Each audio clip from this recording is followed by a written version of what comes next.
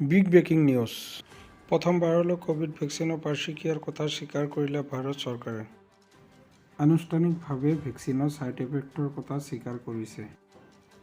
ICMR আৰু central drug standard control অৰ্গেনাইজেশ্যনে এই কথা ৰাজহুৱা কৰিছে। কোভিশ্বিল্ড আৰু কোভাক্সিন ভাৰততে প্ৰস্তুত হৈছিল। কোভিশ্বিল্ডৰ ছাইড ইফেক্ট সৰ্বাধিক। RTIৰ উত্তৰত এই কথা খোলাচা কৰিছে সংস্থাটোত। কাৰণ নোহোৱাকৈ বমি ভেকচিনৰ ছাইড ইফেক্ট।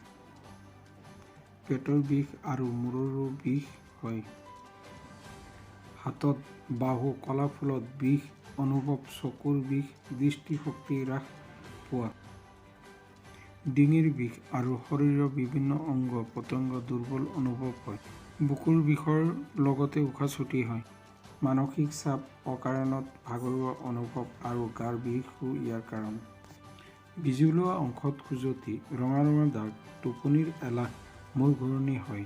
মানসিক স্থিতিও পৰিৱৰ্তন হৈছে ভেকচিন লোৱাৰ ফলত।